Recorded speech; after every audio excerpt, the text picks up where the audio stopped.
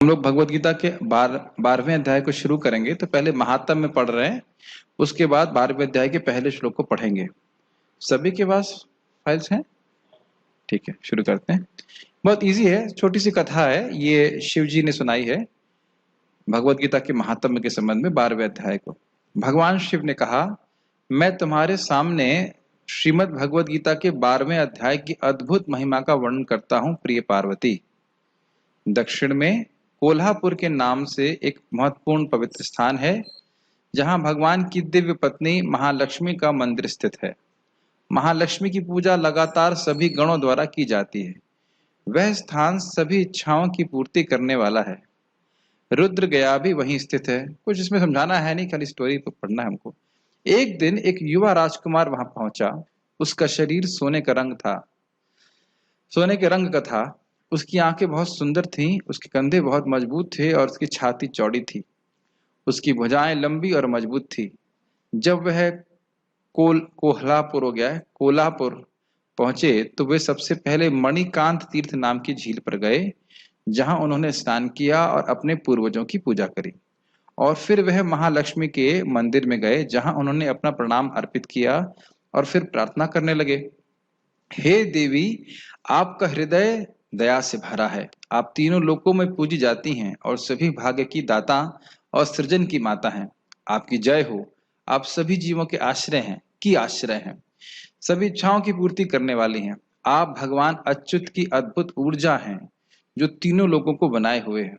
आप परम देवी हैं। हे भक्तों के रक्षक, आपकी जय हो। हे देवी, ये आप हैं जो भक्तों की इच्छा को पूर्ण करती हैं, और यह आप हैं जो उन्हें भगवान अच्युत की सेवा में संलग्न करती हैं। आप सभी पतित आत्माओं की शाश्वत उद्धार करता हैं। आपकी हर प्रकार से जय जयकार हो। हे देवी, तीनों लोगों के कल्याण और संरक्षण के लिए आप अंबिका, ब्राह्मी, वैष्णवी, माहेश्वरी, वराही, महालक्ष्मी, नरसिंही, इंद्री, कुमारी, चंडिका, लक्ष्मी, सावित्री, चंद्रकला, रोहिणी, परमेश्वरी जैसे कई रूपों को धारण करती हैं। आपकी जय हो। आपकी महिमा अनंत है, मुझ पर दया करो। तो कुछ विशेष व्याख्या नहीं करनी। जब महालक्ष्मी ने उन प्रार्थनाओं को सुना तो वे बहुत प्रसन्न हुई और राजकुमार से कहा, हे राजकुमार, मैं आपसे बहुत खुश हूं। कृपया अपनी इच्छा के अनुसार किसी भी तरह का कोई वरदान मांगें। उस राजकुमार ने कहा, हे तीनों लोगों की माता, मेरे पिता राजा ब्राह्महृदि अश्वमेध के रूप में प्रसिद्ध बलिदान का प्रदर्शन कर रहे थे, अश्वमेध यज्ञ कर रहे थे। लेकिन उस यज्ञ को पूरा करने से पहले बीमारी के कारण उनकी मृत्यु हो गई। और इससे पहले कि मैं उस अश्वमेध यज्ञ को पूरा कर पाता, किसी ने उस घोड़े को चुरा लिया जो पूरी दुनिया में घूम चुका था और उस अश्वमेध में बलि के लिए शुद्ध किया गया था। ये अश्वमेध यज्ञ के बारे में जानते ही होंगे आप लोग, घोड़ा भेजा जाता था। मुझे याद है लखनऊ में एक बार अश्वमेध यज्ञ कर रहे थे, तब भी मुझे पता था कि ये घोड़ा तो होना चाहिए, कम से कम सेना तो नहीं थी लेकिन घोड़ा तो होना चाहिए। तो घोड़ा नहीं दिख रहा है तो इसमें अश्वमेध कैसे हो रहा है? सब जो धोखेबाजी हो रही थी। खैर जो भी है, मैंने उस घोड़े की तलाश में सभी दिशाओं में व्यक्तियों को भेजा, लेकिन वे नहीं मिल पाया। ऐसा कभी एक बार पहले भी हुआ भागवत में। कौन से राजा के संग हुआ था? सगर राजा के अश्वमेध यज्ञ के घोड़े को चुरा लिए थे इंद्र, और जाके कहाँ बांध दिए थे? कपिल मुनि के आश्रम में। यस, हाँ। तब मैंने पूजा, ये काम करते रहते हैं इंद्र, मतलब दिक्कत होती रहती है। और एक जगह और चुराया था। कहाँ चुराया था? अभी बोले थे ना, पृथु महाराज के यज्ञ में भी चुराया था। तब मैं, कौन से यज्ञ में? 99 यज्ञ में। क्योंकि 100 यज्ञ कर लेते तो वो इंद्र बन जाते हैं, इसलिए इनको डर लगता है। तब मैंने पुजारी से आपकी मदद के लिए आने और प्रार्थना करने की अनुमति ली। कौन बोल रहा है ये? मैं, आप बोल रहे हैं? आप मतलब मैं? हाँ, राजकुमार बोल रहा है। किससे बोल रहा है? लक्ष्मी देवी से। मैं सोच रहा था कि अगर सामने भी हो तो भी क्या स्टोरी को फॉलो करेंगे या मन कहीं और भाग जाएगा? पहले तो मैं स्टोरी सुनाता था तो मन भाग जाए, समझ में आता, लेकिन अभी तो सामने है तो फॉलो करना चाहिए ना स्टोरी क्या हो रही है। तो ये किससे, कौन क्या बात कर रहा है? राजकुमार जी बात कर रहे हैं महालक्ष्मी जी से। और यदि आप मुझ पर प्रसन्न हैं तो कृपया मुझे बताएं, मैं कैसे उस घोड़े को वापस पा सकता हूं और अग्नि यज्ञ को पूरा कर सकता हूं और इस तरह अपने पिता की इच्छा पूरी कर सकता हूं। महालक्ष्मी ने कहा, मेरे महान मंदिर के द्वार के पास एक महान ब्राह्मण रहता है जिसे सिद्ध समाधि के नाम से जाना जाता है। वह आपकी इच्छा को पूर्ण करने में सक्षम होगा। जब महालक्ष्मी के इन शब्दों को राजकुमार ने सुना तो वह उस स्थान पर गया जहां सिद्ध समाधि रहते थे और उनको अर्पित किया। प्रणाम करने के बाद वे हाथ जोड़कर सिद्ध समाधि के सामने चुपचाप खड़े हो गए। कौन खड़ा हो गया? राजकुमार। ठीक, क्या नाम था राजकुमार का? यस ये भी इंपॉर्टेंट है, नाम नहीं बताया। सिद्ध समाधि ने तब कहा, आपको माँ महालक्ष्मी ने यहाँ भेजा है, इसलिए मैं आपकी इच्छा पूरी करूंगा। कुछ स्पेशल लगा इस ब्राह्मण के बारे में? क्या स्पेशल था? उनको पता चल गया, कनेक्शन था कि महालक्ष्मी जी ने इनको भेजा है, जबकि एसएमएस नहीं आया था। अब कहीं कैसे मालूम चल गया? ये सब सिद्ध, इसी नाम ही है सिद्ध समाधि। एक बात आप ध्यान रखना कि यहाँ पे महालक्ष्मी मतलब दुर्गा जी, अंततो गत्वा दुर्गा जी अपने उपासक को जो एक भौतिक इच्छा से उनके पास आया था, यस यस, यहाँ महालक्ष्मी के नाम दुर्गा चंडिका दिया है, वो लक्ष्मी जी की विस्तारी है। और वह भी इस व्यक्ति को भगवान कृष्ण के चरण कमलों में लेके आएंगे। अब देखिएगा, फिर कुछ मंत्रों का जाप करते हुए सिद्ध समाधि ने सभी देवताओं को उनके सामने उपस्थित किया। उस समय राजकुमार ने सिद्ध समाधि के सामने सभी देवताओं को देखा जो उनके निर्देशों की प्रतीक्षा कर रहे थे। कौन कर रहे थे प्रतीक्षा? देवता लोग, राजकुमार नहीं, देवता भी उनके निर्देश, मतलब क्या क्या आपकी आज्ञा पालन करें, इस प्रकार से। तब सिद्ध समाधि ने उन देवताओं से कहा, हे देवों, इस राजकुमार के घोड़े जिसे उसने अपने बलिदान के लिए तैयार रखा था, रात में इंद्र द्वारा चुरा लिया गया था। कृपया उस घोड़े को वापस लाएं। You can use this.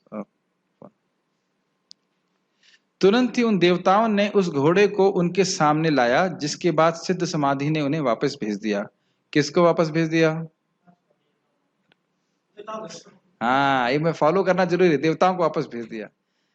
जब राजकुमार ने इन सभी अद्भुत घटनाओं को देखा तो वह सिद्ध समाधि के चरणों में गिर गया और उसने पूछताछ की। एक्चुअली पूछताछ नहीं, जिज्ञासा करी। मैं ट्रांसलेशन बहुत जल्दी जल्दी किया है गूगल ट्रांसलेट से। पूछताछ पुलिस वाले करते हैं। पूछताछ पुलिस वाले करते हैं, जिज्ञासा करी। आपने ऐसी शक्ति कभी कभी गूगल ट्रांसलेट भी क्या ट्रांसलेट करता है ना, पूछताछ पूछताछ नहीं करी थी, मतलब इसलिए मशीन ही रहती है, भाव को नहीं पकड़ सकती। मैं देख रहा था कि इंग्लिश से वो ही समझ नहीं पा रहा है कि ये माता जी को प्रार्थना अर्पित हो रही है कि देवता को प्रार्थना हो रही है। मुझे एडिट करना पड़ा था। खैर जो भी है, आपने ऐसी शक्ति कैसे प्राप्त करी जिसे मैंने किसी दूसरे के पास नहीं देखा या सुना है? कौन बोल रहा है? किससे? राजकुमार बोल रहा है सिद्ध समाधि से। वो सिद्ध समाधि कौन से वर्ण के थे? ब्राह्मण थे। हे महान ऋषि, कृपया मेरी विनती सुने। अश्वमेध यज्ञ की शुरुआत करते हुए मेरे पिता राजा बृहद्रथ की अप्रत्याशित रूप से मृत्यु हो गई, और इस प्रकार मैंने उनके शरीर को शुद्ध उबले हुए तेल में रखा है। इसको, ये दुख हमारे आश्रम में नहीं होना चाहिए। ये दुख जहां जिस आश्रम में है वहीं उसको सब दे देना चाहिए। कृपया यदि आप चाहें तो कृपया उसे जीवन में वापस लेके आए। मतलब अपने पिताजी को वापस लेना चाहते थे। यह सुनकर सिद्ध समाधि थोड़ा मुस्कुरा दिए और कहा, हम उस स्थान पर जाएं जहां आपने अपने पिता के शरीर को रखा है। जब वे उस स्थान पर पहुंचे तो सिद्ध समाधि ने अपने हाथ में कुछ पानी लिया और कुछ मंत्रों का जाप करते हुए उन्होंने राजा बृहद्रथ के मृत शरीर के सिर पर पानी छिड़का। जैसे उस पानी ने उसके सिर को छुआ, राजा उठ बैठा और सिद्ध समाधि से पूछा, ओह महान भक्त, आप कौन हैं? राजकुमार ने तुरंत अपने पिता को सभी घटनाओं की जानकारी दी जो हुई थी। जब राजा ने उस आख्यान को सुना तो उन्होंने फिर से सिद्ध समाधि को प्रणाम किया और उनसे जिज्ञासा करी कि उन्होंने ऐसी दिव्य शक्ति को प्राप्त करने के लिए क्या तपस्या की थी। राजा के प्रश्न को सुनकर सिद्ध समाधि ने उत्तर दिया, मेरे प्यारे राजा बृहद्रथ, मैं दैनिक जागरण के 12वें अध्याय का पाठ नहीं, दैनिक जागरण नहीं है, ठीक है। दैनिक मैं श्रीमद् भगवद गीता के 12वें अध्याय का पाठ करता हूँ। तो देखिए, मुश्किल से 20 श्लोक, कितनी अद्भुत शक्ति प्राप्त हो गई।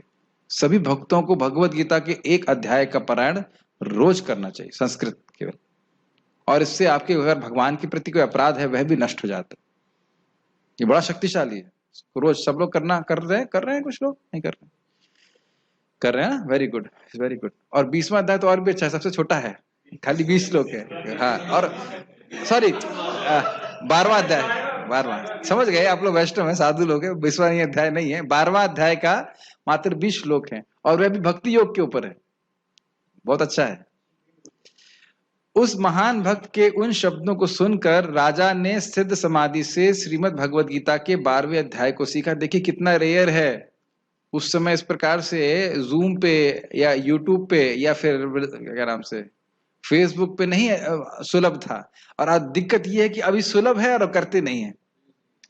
कितने आश्चर्य की बात है। मुझे लगता है कोई जो वस्तु आसानी से प्राप्त हो गई है तो बहुत बहुत वो दुर्लभ नहीं है।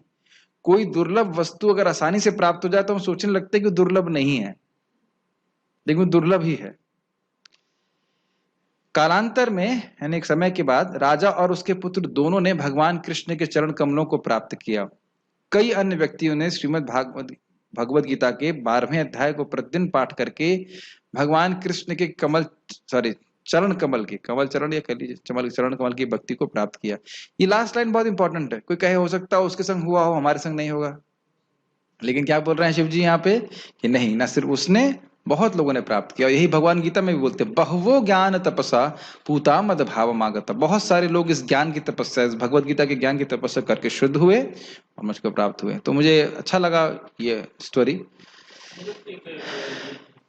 प्रश्न है प्रभु जी का कि महालक्ष्मी जो है वो लक्ष्मी जी हैं कि महालक्ष्मी जो है वो दुर्गा जी हैं? हाँ, वो प्रश्न इस पर नहीं है। फिर प्रश्न क्या है?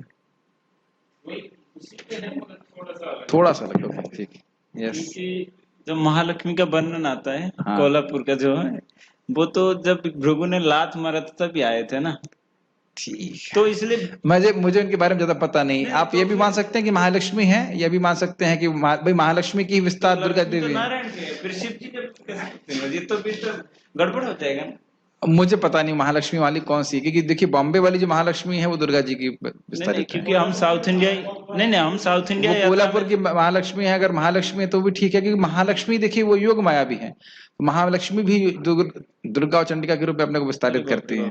तो टेंशन मत लीजिए, मेन बात है कि भगवत गीता के 12वें अध्याय को पढ़ना है। वो इसलिए मैं ज्यादातर महालक्ष्मी कौन है ये पता नहीं है, ठीक है। महालक्ष्मी अभी यहाँ पे क्लियर नहीं, एटलीस्ट मुझे नहीं पता है कि कोल्हापुर की महालक्ष्मी लक्ष्मी जी है कि हम साउथ इंडिया यात्रा में गए तो ठीक है, आपकी बात मान ली हमने।